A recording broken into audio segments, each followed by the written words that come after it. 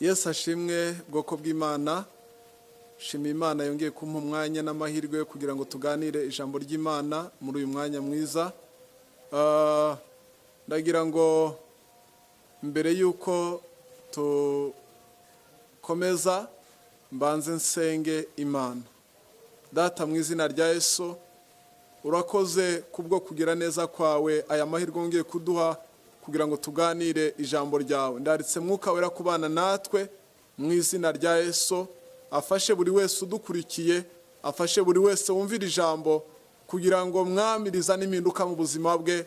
Mu izina rya Yesu dusenze kandi twizeye, amen, amen. Muri uyu mwanya mwiza ndagira ngo tuganire ijambo ry'Imana dusanga mu gitabo cyangwa mu rwandiko Paulo yandikiye Abaefeso igice cya 6 umurongo w'10. Igice cya 6 umurongo w'10 biravuze ngo ibisigaye mukomerere mu mwami no mu mbaraga z'ubushobozi bwe bwinshi. Ibisigaye mukomerere mu mwami no mu mbaraga z'ubushobozi bwe bwinshi. Bene data, nshuti z'Imana, muri uyu mwanya ndagira ngo tuganire ijambo rivuga gukomerera mu mwami. Gukomerera mu mwami, gukomerera mu mwami no mu mbaraga z'ubushobozi bwe bwinshi. Aya magambo Paulo yandikiye itorero ry'Abaefeso. Uyu mwanya ririmo ribwirwa aho ubona Abaefeso uvuga izina ryawe.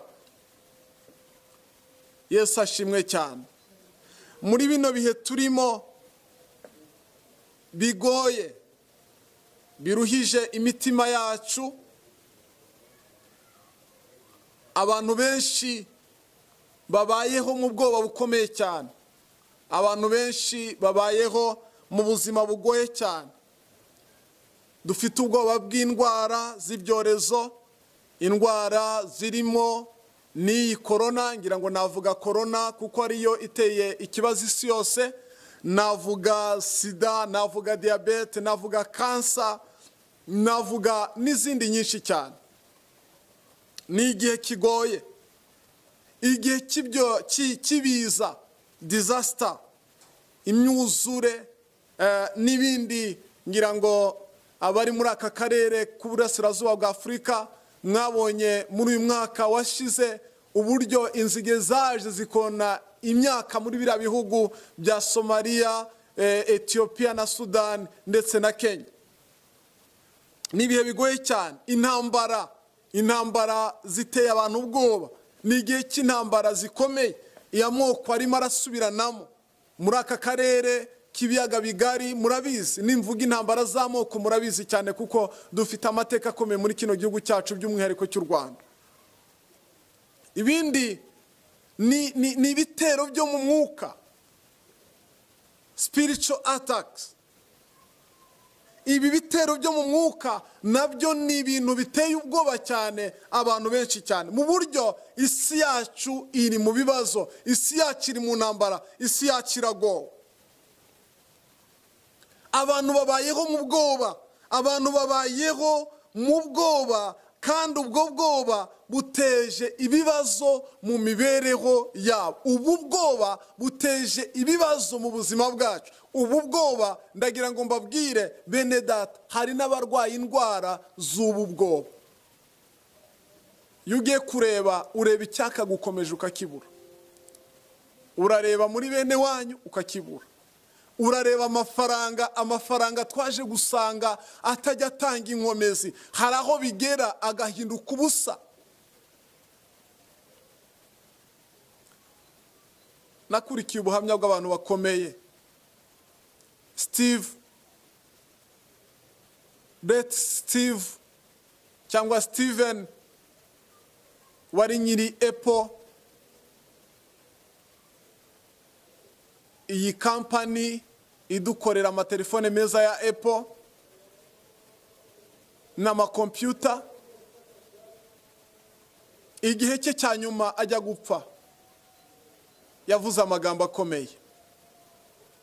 Nza gusanga amafaranga abayikomejeho ajya bakoze isoni. Ushobora kuvuga ngo icyubahiro nyiringire kizankomeza, nacyo kijya gitakara. twabonye abakomeye kuri nosi kugeza kuri uyu munsi, usibye ku isi twigisha ariko ntitubashe kubimenya. Twavuga imiryango, oya, ingabo zikomeye se zaguha gukomera ukazagira uti oya. Njya nkunda kubwira abantu na Amerika ikomeye uyu munsi hari igihe izaba idakomeye, kuko na Egiputa yarakomeye. Babuloni yarakomeye, ubwami bw'abanyababuloni, ubwami bw'abamedi n'abaperesi. Ubugiriki bwarakomeye, Hitirere wa hafi yarakomeye, Idi Amin muri East Africa yarakomeye, Mobutu Sese Seko yarakomeye, Kadafi nyakwigendera w'ejo bundi nawe yarakomeye. Izi nkomezi z'aba bagabo zose ni inkomezi zifite iherezo, ariko ijambo ry'Imana ririmo riratubwira aho tugomba gukomerera, tukahakomerera iteka ryose, ni ugukomerera mu mwami no mu mbaraga z'ubushobozi bwe bwinshi.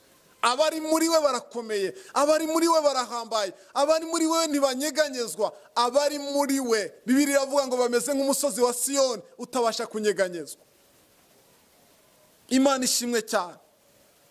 Ndagira ngo twibaze, ni gute twakomerera mu mwami? Ni gute twakomerera muri uyu mugabo? Ni gute twakomerera muri we? Ndagira ngo mbabwire bene data, dufite byinshi bitunyeganyeza. Utanyeganyezwa no kubura urubyaro, aranyeganyezwa n'imibereho y'amafaranga. Utanyeganyezwa n'ubukene, aranyeganyezwa n'urugo. Utanyeganyezwa n'urugo, aranyeganyezwa no ku kazi. Utanyeganyezwa no ku kazi, aranyeganyezwa na politike. Utanyeganyezwa na politike, aranyeganyezwa n'ubuzima. Indwara yigize karaha kajyahe mu buzima bwe. Nihe twakomerera? Ntaho, nta na hamwe. Ariko mu mwami tujya tuhakomerera. Mu mwami ntago tujya tunyeganyezwa. Yesu ashimwe cyane. Ndagira ngo twumve ibintu bitatu. Ni gute twakomerera mu mwami? Ni gute twashikama mu mwami? Gukomerera mu mwami ni ugushikama muri we. Ndagira ngo nkubwire ibikunyeganyeza birahari. Navuze imyuka, imbaraga z'umwijima zitagaragara, kuko nusoma kino gice Paulo aravuga ngo abo turwana nabo ntago ari abafite inyama n'amaraso. Oya, ushobora kubona muhire aguhagurukiye, nyamara ni muhire wambawe n'umwambaro utagaragara, n'imbaraga z'umwijima zitagaragara. Akaza wowe ukabona muhire, nyamara inyuma ya muhire cyangwa muri muhire harimo dayimoni gushaka. Nawe kubwo kutagira amaso y'umwuka ukavuga ngo muhire arambangamiye. Ni gute twakomerera mu mwami? Icyambere ni ukwemera guhindurwa n'ijambo ry'Imana. Igihe cyose wemeye guhindurwa n'ijambo ry'Imana, uzakomerera muri we. Yesu yavuze ijambo rikomeye, Matayo 7:24, ngo umuntu w'umunyabwenge, umuntu wumva ijambo rye akarikomeza, ameze nk'umunyabwenge wubatse inzu ku rutare. Reka nkubwire mwene data, urashaka ko Satani agutinya? Emera guhindurwa n'ijambo ry'Imana. Kuko Satani ntago akangwa n'amashuri, ntago akangwa n'ingabo zikugose, ntago akangwa n'imiturirwa waturamo, azakangwa n'ikikurimo. Kandi icyo kikurimo kimutera ubwoba ni ijambo ry'Imana. Birambwira ngo n'abandi bamuneshejeje guhamya ijambo ryari muri bo, ijambo ry'umusaraba, ijambo ry'amaraso ya Yesu Kristo. Paulo yandikira Abaroma, ndabinginga kubw'imbabazi z'Imana mutanga imibiri yanyu ibitambo bizima byera bishimwa n'Imana. Mwemere muhinduke mugize imitima misha, mutishushanya nk'abikigiye. Mwemere ijambo ry'Imana ribareme, mwemere ijambo ry'Imana ribacure, mwemere ijambo ry'Imana ribagire abagabo nyabagabo babasha guhangana n'imbaraga z'umwijima. Paulo yararivuze aravuga ngo ijambo ry'Imana ni imbaraga, ni imbaraga ihesha uwizera wese gukiranuka. Yabwiye Timoteyo aramubwira ngo ijambo uzaryizere ryahumetswe n'Imana, ritunganya umuntu rikamugira ukwiriye mu maso y'Imana. Kwemera guhindurwa n'ijambo ry'Imana nibyo bigiye gutuma ukomerera mu Mana. Icya kabiri, ni ukubaka ubuzima bwawe. Igihe wemeye ko riguhindura, ubaka ubuzima bwawe muri ryo. Uryubake muri wowe, ryubake muri wowe. Wubakwe muri ryo, ryubakwe muri wowe. Umwanditsi wa Zaburi 119:11 yaravuze ngo nabiki ijambo rya mu mutima wanjye ngo ntazagucumuraho. Ibiza kutunyeganyeza ngo twangane n'Imana ni byinshi, ariko igihe cyose amagambo y'Imana aganje muri twe, amagambo y'Imana ari mu buzima bwacu, nta cyumwanzi azadukoraho. Matayo 7:24, uwumva amagambo akayakomeza. Komeza ijambo ry'Imana, reka rikubera umutsima, reka rikubera ubuzima, mwene data nshuti yanjye. Ibindi byose wakwishingikirizaho bure, riradukiza, riradukiza. Nahuye n'abantu benshi barampemukira, nahuye n'abantu benshi mbaremamo icyizere, bambera babi, bamvuga nabi, ariko ijambo ryari muri nge rigahora rimbwira toya ntumuhemukire, wimusebye. Akansebya simusebye, akangambanira simugambanire, kandi abo mvuga n'abakozi b'Imana. Ariko rya jambo ry'Imana wubatse muri wowe, kuko wemeye kurishyiramo ubuzima, rikakurinda. Na hahandi umutima wenda guturika, rikaguhumuriza, rikakubwira ngo humura, Imana iri kumwe nawe. Ubaka ubuzima bwawe mu ijambo ry'Imana. Ese uzi cyafashije umugabo bita Yosefu kugeza ku rwego bene se atigeze abahemukira, kugeza ku rwego yabababariye akababwira ngo ndabababariye? Nuko uyu mugabo yari yarubatse ubuzima bwe mu ijambo ry'Imana. Iyo watse ubuzima bwawe mu ijambo ry'Imana, ntago ubaho mu mpagarara, ntago ubaho mu bwoba. Yesu ashimwe cyane.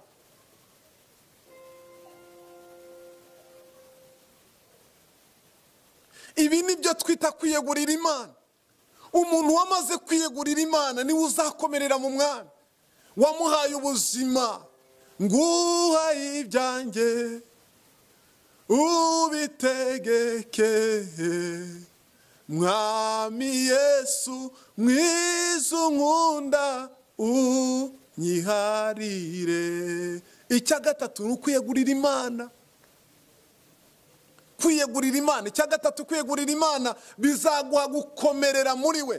Kwiyegurira Imana ni iki? Ni ukwiyemeza guhangana n'ingaruka zose wahura nazo kubwo gukurikira Yesu, ukamwemerera akayobora ubuzima bwawe, ukamwemerera akagukoresha uko ashaka, ukemera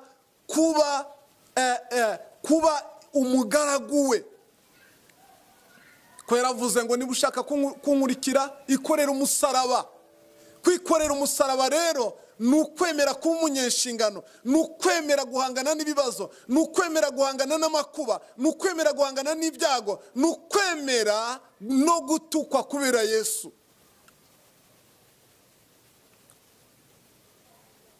Petero na Yohana icyabakomeje ni uko bagize uno mutima. Baratukwa ariko baravuga ngo ya tuzakomeza, tuzakomeza. Imana yacu ishimwe cyane. Bene data nshuti z'Imana, muri uyu mwanya mwiza ndagira ngo nkubwire, niba ushaka gukomerera mu Mwami,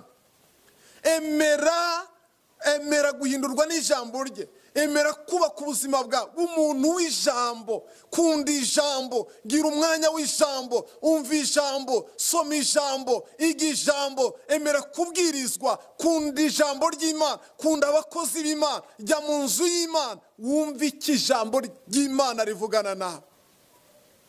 Iyegurira Imana. Kwiyegurira Imana ni ukwiyemeza gushyira mu bikorwa iki ijambo ry'Imana rigusaba. Nubwo cyaba kigusaba gupfira icyubahiro cy'Imana, wabikora. Petero na Yohana baravuze ngo ntabwo dushobora kwiyumanganya kuvuga ibyo Uwiteka yatubwiye, ibyo twamumvanye n'ibyo twabonye. Reka mbabwire, ari ukuvuga ngo ntabwo twiyeguriye Imana, ari ukuvuga ngo ntidukomereye mu mwami, dufite ibintu byinshi birenga byinshi byagatumye tumuvaho. Hari ibyo tutarabona, hari ibyo tutarageraho, ariko dukomereye muri we.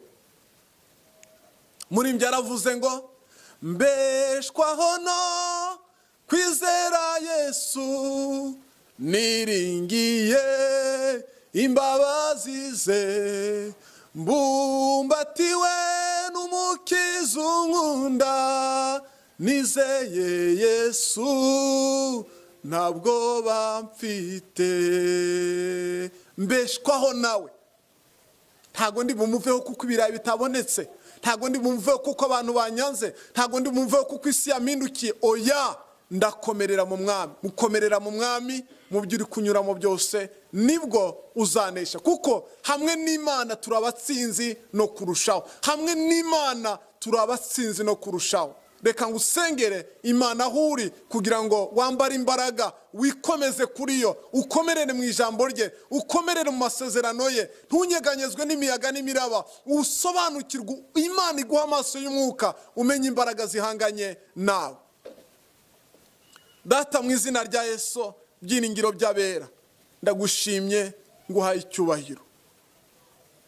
Nguhaye icyubahiro wowe nkomezi yacu, nguhaye icyubahiro wowe imbaraga zacu, nguhaye icyubahiro wowe byiringiro byacu. Mwami, komeza ubwoko bwawe, dukomereze mu ijambo ryawe, dukomereze mu nzira yawe, dukomereze muri wowe. Duha amaso abona, asobanukirwa ibyawe, imitima yacu ikanguke mu izina rya Yesu.